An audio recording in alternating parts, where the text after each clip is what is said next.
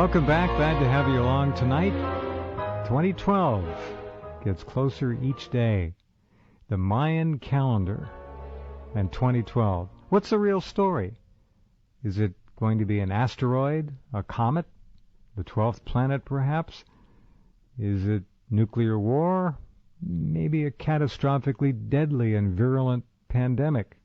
Or massive climate change of some kind?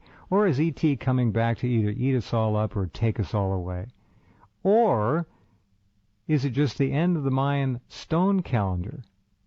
Because the carver died, went on strike perhaps, or maybe he just ran out of stone and rock to decorate. That argument has been put forth as well. People, of course, have been predicting the end of this world of ours for, well, forever, with the appearance of each blazing comet, and after every eclipse or huge earthquake or tsunami, people say, well, the end is coming. If nothing else, 2012 is surely a golden opportunity for hustlers and opportunistic filmmakers, screenwriters, authors, radio and TV doomsday guests. You'll see it all in the next couple of years and probably get sick of it. Some people already are tired of it, me being one of them. In any case, it won't be too long until we find out what's going to happen. Nobody really knows, apparently. Or maybe someone does. You'll be able to perhaps decide that for yourselves after the next couple of hours. With us this evening is our friend, colleague, and pal, Clif High, who called me a couple of weeks ago and in a rather stunning conversation told me that he had figured out most of it, and that what he figures is absolutely not good news.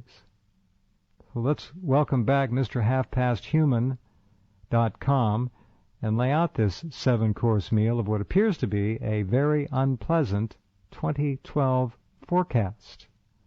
Good evening, Pie Meister. Hello, hello, Jeff.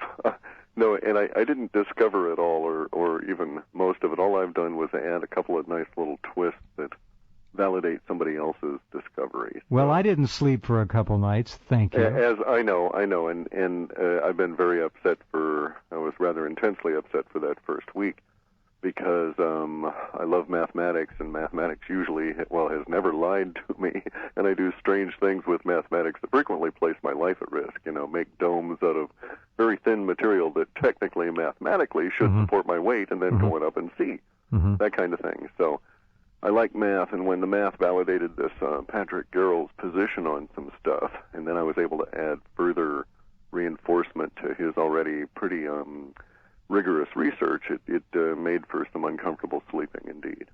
This fellow Patrick G-E-R-Y-L, Garrels, has been kind of beating the solar issue for quite some time. Now, you first became interested in his work how long ago approximately, and how much of it have you been able to go through, and what led you to your kind of taking it a step further, if you will? Well, actually, I've only recently discovered his work here, just a couple of weeks ago, really. But some of the stuff that I'd been doing since 1997 that actually got me started on my current path was related to the sun and disease, and the two words in combination as though the sun were ill, showing up in our data sets way back in 1997 before I had a clue as to what I was looking at. What were the two words again? Sun disease. Sun disease. Right, and sun as in soul, not as in Stanford University network, for which I was hunting. And so, I abandoned my fleeting hope of riches and set about becoming a rather strange fellow out here with, doing odd things with computers. But nonetheless, because I've had that in there so long, I've been intrigued by this, and then I ran into the work of Maurice Cottrell, who has done a lot of work in books that you can read, the Mayan prophecies and the Tutankhamun prophecy. Oh, he's been on the program here. He pronounces it, as we both know, Morris, but nonetheless, yes, yeah. He's free to pronounce it any way he wants. But yes, he's a very bright man, and sent me some material I haven't even told you about. I need to send this to you. I just remembered that just now. Anyway, well, go ahead. I have all of his transparencies. And, oh, good. Okay. Yeah, and I've done the matching. My issue with his work is the same as Patrick's, that there's a number of significant faults in there, and that Mr. Cottrell, I believe, is somewhat short-sighted simply and is blinded by a religious perspective. Mm-hmm. And a quick example is that any time he runs across a two-dimensional representation of the Merkaba, which is the intertwined tetrahedrons that is really a symbol for hyperdimensional knowledge, he sees it as the Star of David, and he makes the assumption that, this refers to, Judaism, and Judaism shows up here, and thus this is all pointing back to, yet another visitation of another Christ figure, which is all well and good. However, if you just take it one step further and start looking at some of the other math that's encoded in there, as well as the Merkaba as an actual representation of a hyperdimensional object, you get a different view entirely, which leads you, unfortunately, to Patrick Garrell's set of assumptions and conclusions, which are rather nasty for us all in a very clear and present danger kind of a way. Right. Tell us about who this Garrels is now. I've heard of him, and some of you. And I never had. I found out that the fellow is a unschooled but highly educated individual, and so I like him. I'm that same way myself. Yeah. And his vision is not tainted by any kind of academic leaning. He had made some rather staggering observations around the relativity theory, which turns out to be true.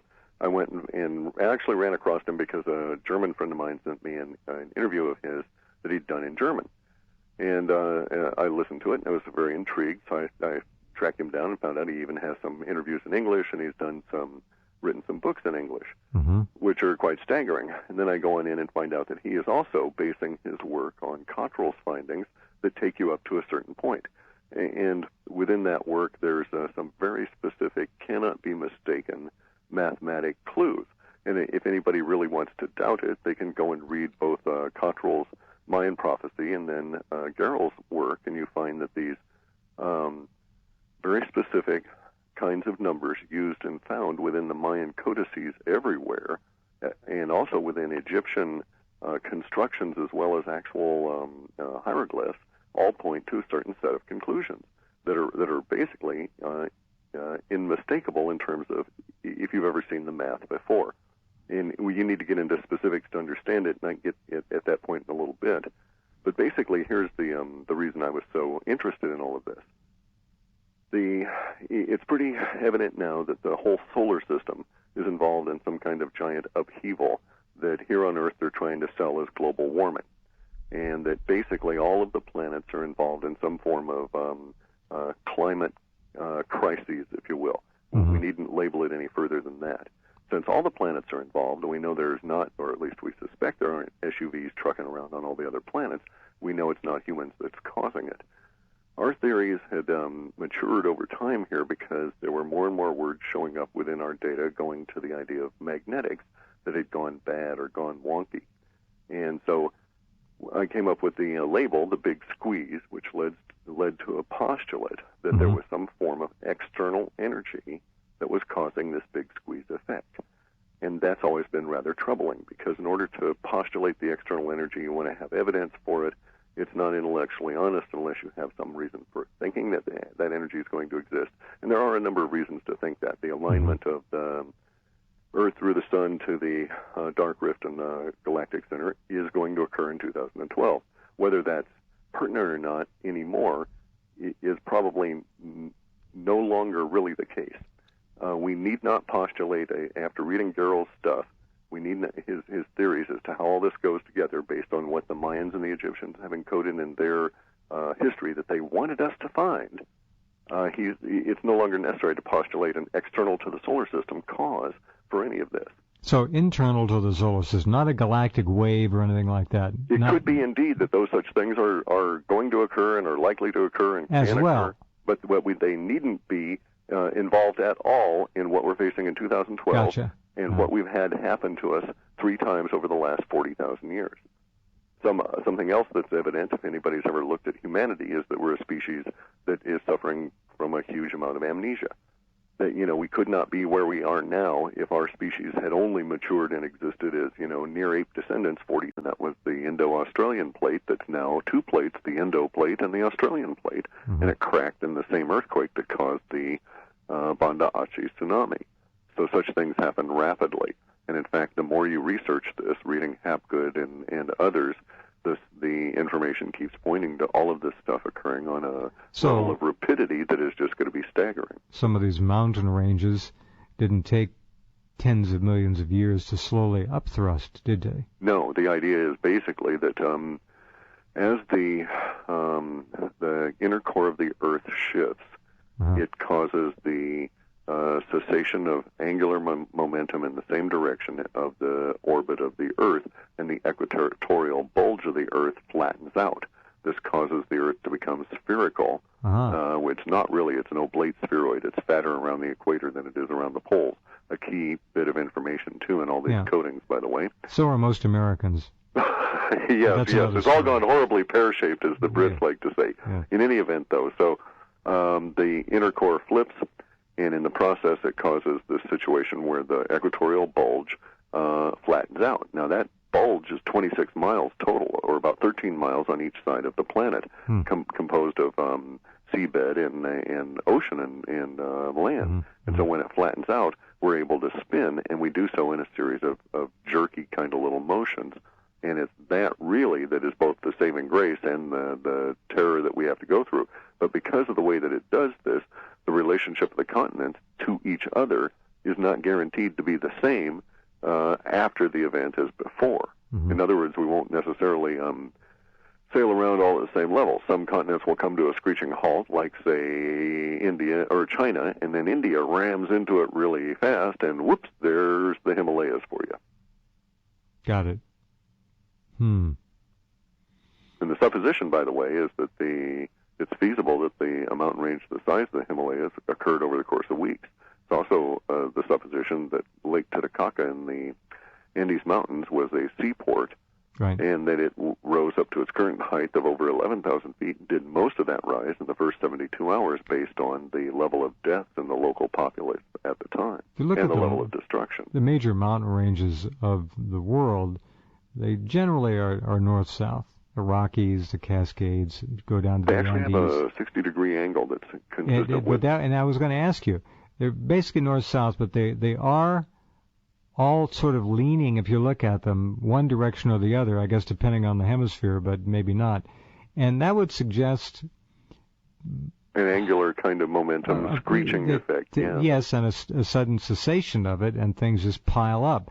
Sort of like a slick floor, a carpet with no sticky stuff so that you can slide, and then you hit that carpet, and when you hit the wall, it just kind of all scrunches up. Yeah. What do you have in the United States to point to that would suggest that kind of a carpet stack and thrusting a lot of vegetation maybe that's washed off the top into a compressed mass? We have several different things within the continental U.S. that suggest just this. In fact, if you read all of the early literature of the explorers, including into George Washington and so forth, they comment on how much of the landscape at that time, which has now all been changed, showed the signs of great cataclysms. But we have, for instance, on the Appalachians, some of the richest coal fields around, which is basically all of the vegetation from the Rockies across the plains that were just slammed into that particular area, ground up into a fine carnivorous mass and made into coal. What pushed it? Water? Looks that way. That's the supposition that Patrick Garrell has, because here's the idea. Or if we don't have water, just the actual shifting of the crust could cause that too. Not that distance, it's thought. That's a long haul, okay. There's long run-out slides where it's just merely a slide effect that occurs in, they've measured some of these in Canada, and they go considerable distances, but they don't go hundreds of miles. They might go 30 miles at the most. Okay. So, no, it looks as though it was a water effect. The issue, too, is that the badlands here in the U.S. have been scrubbed out by water in the eastern half of the Washington State and Oregon. You also show effects of large water runoff causing land sculpting effects and so on. So something caused that.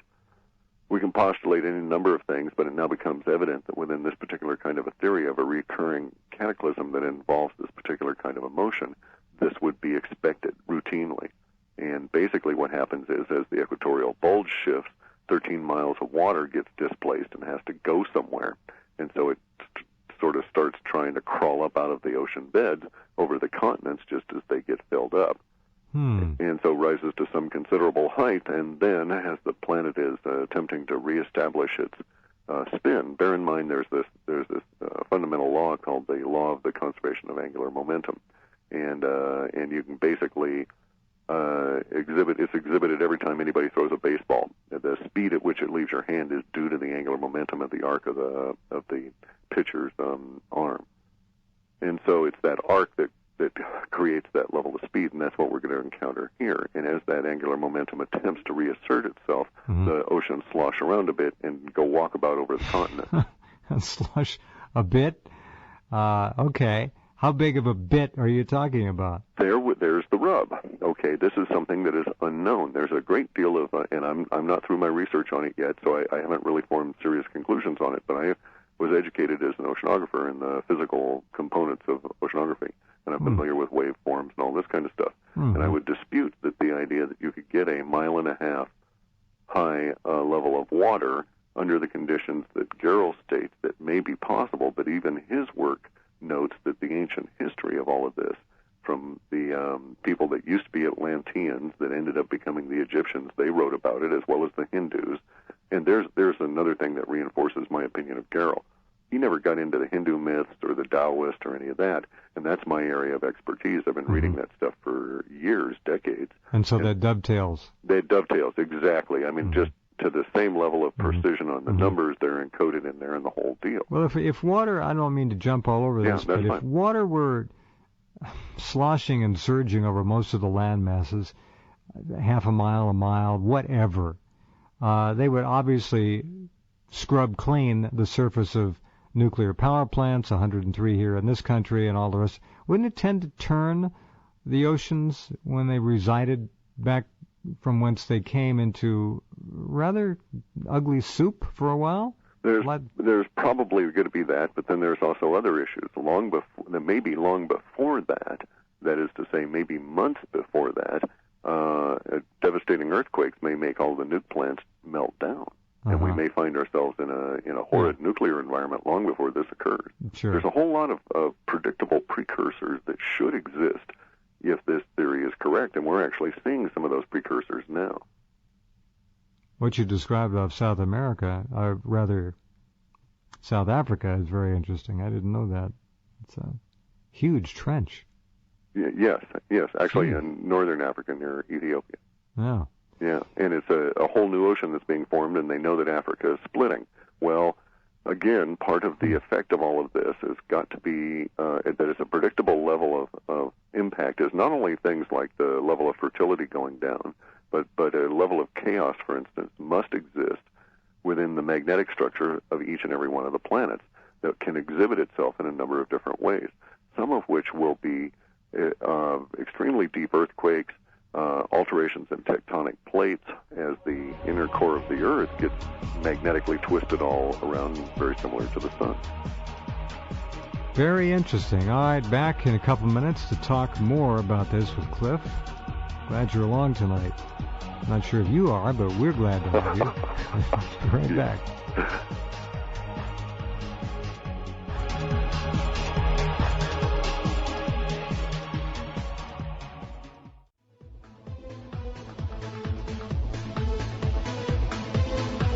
Let's get right back to our conversation with Clif.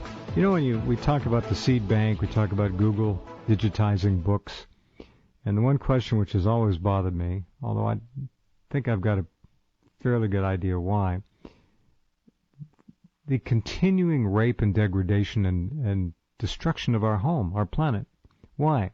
Not one international globalist corporation, not one major government on the world is making any serious effort to reverse the looting, the destruction of our home. Not happening. It does not make any sense. No, we have not organized ourselves appropriately. No, why kill the golden goose? Right. Okay. Does this suggest that at some level, not all CEOs, not all somebody knows somewhere that this something very big and very unpleasant is going to happen. So what the hell difference does it matter? That's what they're saying. I don't know.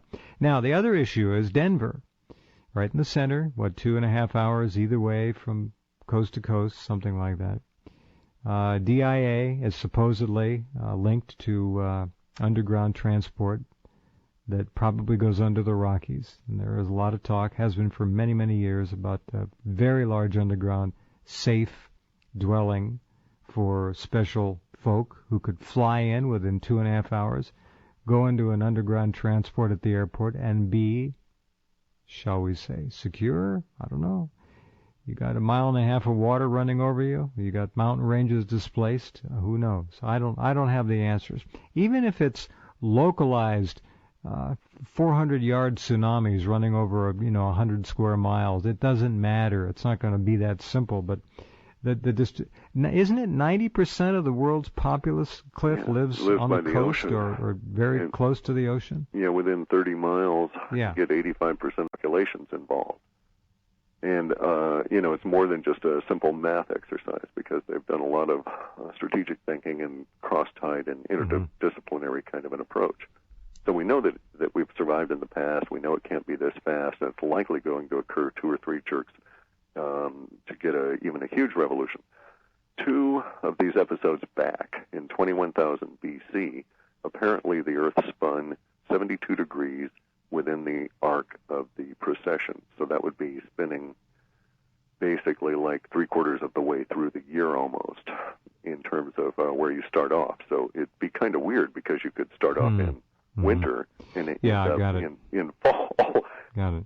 And sort of miss the whole summer business, right? In any event, when that occurred, that was one of the more spectacularly damaging ones, and the Russians were able to say that, well, that one, in this particular instance, this mountain range was lifted up this high, and so we can calculate the amount of force that was involved to shove this other plate underneath it, and they've done even more calculations on it and said, okay, in that particular episode, we think that the level of water was about 800 meters. Well, 800 meters is still considerable, but it's not 1.5 miles. That's a lot of pressure, boy. That's huge pressure. Yeah, but my point being that if you were up 2,000 or 3,000 meters in the hills, herding sheep or whatever, and this is the one that theoretically most of the Greek 3,000 meters is 9,000 feet, isn't it? Correct. But I mean, if you were this was up 800 meters. Less than 1,000 meters, so less than 3,000 feet was the level of the water. So if you were above that, you would have survived it. And also, can you go up and can you drive up? You zip up the mountain and hang out there for a week? I don't think that'll be the case. There's going to be huge amounts of earthquakes. I don't know that the infrastructure is going to survive. That is to say, roads and this kind of thing. We should have months of devastation beforehand. This won't be a sudden event that way. It won't sneak up on us, so to speak, right? What if you build a Reichsbunker? Well, you could, and then you may indeed be able to survive, but then you're going to be stuck up there if the water stays there. We have evidence, for instance, that areas of Utah that are 300 and 400 feet above flat plains were inhabited, and people lived in boats and got into these inhabited areas through boats over the course of several decades, 80 or 90 years, actually. So it'll be hard to predict that kind of thing. Right. Gerald has some ideas, and some of his ideas make sense. And if I've got an astronomer who's trying to calculate it, and here's my thinking. The Giza Plateau and the arrangement of the Nile River Valley and all of this is known to replicate stars in space, and in terms of their arrangement of Orion's belt and so on. Giza Plateau also encompasses a couple of interesting things.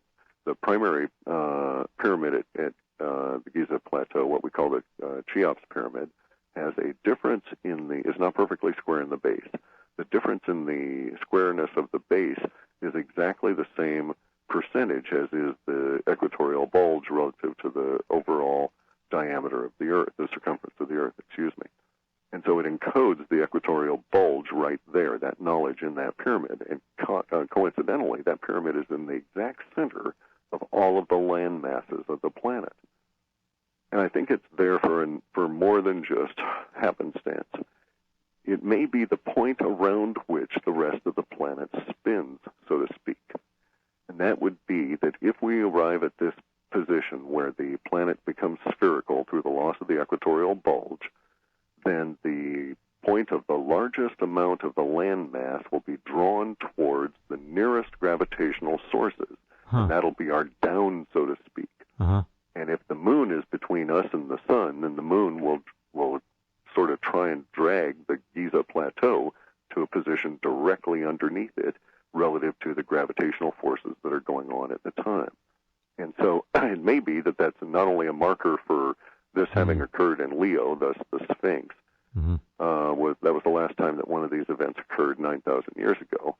But also it may be a marker for the point around which the rest of the planet spins. All right. Well, if the Sphinx itself is 25, 50,000 years old, it's withstood some rocking and rolling. And so have pyramids, and that's a real good reason to build those kinds They're of a little buildings. tougher than the Sphinx, though. I would think, the shape and all the rest of it. And Yeah, but the Sphinx is down in a hole, cut out in a recess anyway. So. Well, the pyramids used to be covered with that incredible limestone, too, which would be pretty slick. Yeah. Well, wow. All right, we just have about a minute and a half left, so how do you want to wrap this up? Well, don't believe any of the things I'm telling you, but boy, the math sure does add up. And go and find out for yourself and read Gerald's stuff. You can find it online. There's a lot of it. Well, a lot of people are going to say, all right, the water's going to come over, but the water's going to go back to from whence it came. So I'm going to... Yeah, but you could have volcanoes going off. You could have nuke plants polluting everything. You may have nuclear winter. We're going to have an ice age. I wouldn't want to be anywhere near the nuclear power plant industry in this country. No, and also, like I say, we're going to have an ice age as a result of this. Stuff shifts around. And also, I'll probably find, my area up in the Arctic Circle. My plan is that when I see the Rockies, I'm actually going to turn right and start sailing south. I see. And you can do that. You can buy, actually, I know some people in Europe that are buying 4 of these lifeboats that are called free flight lifeboats. And they each hold 30 people, and they're having them modified to only hold 10 people in extra kind of can rotate 360 and not go under and all that. No, not sink. Yeah, they're unsinkable and self-righting and so on. Right. Wow. So this is actually being planned for by some folks. Well, they're putting money into it. They've got calculations down. It's going to cost 5,000 euros per person in this group to get into these lifeboats, and then whatever cost for food in addition to that. And it's unknown as to how long you'll have to be on your own in terms of resources. Well, a lot of people are going to want to dig concrete bunkers under the ground and say, all right, I'm 6 feet under. I can get under there. Solid doors, no problem. I'll just tough it out. Yeah, let me know if you're going to figure out a way to tell whether or not it's dry on the other side of that before you open Periscope. Yeah. Surplus periscope. Yeah. How else would you do it? I don't know. Well, and that's fine. I'm not called that way. Universe made me a boat builder for whatever reason. Apparently, this is one of it. I'm a small boat guy from way back, kayaks, all this kind of thing. So that's my approach. We'll talk. Maybe next time we'll talk more about what you're doing in your boat and how other people might want to do that. If you want to share that information, it'd be kind of fun. Yeah. All right. Well, this will be kind of our launch, and we'll stay with this with Clif until there's some shakeout in the precursors that goes against his theories and against the predictions that are in the Mayan and Egyptian codices. And we're still on that track. And he'll tell us why. Yeah. Very good. Thank you very much for all the hard work and for sharing it here. Yeah, sure. Thank you for ruining my day. Yeah. We'll put it up, and everybody will be able to listen to it and all the rest of it. So thank you. And again, Rebecca did a beautiful job on the images. Talk soon, my friend. Okay, we'll see you later. Take care. Bye. All right, there you go. And we'll have it up at rense.com shortly for you to listen to and share. And let us know what you think. Don't be too hard on Clif. He's going to get 8 million responses to this, I'm sure. All right, be back in 21 hours.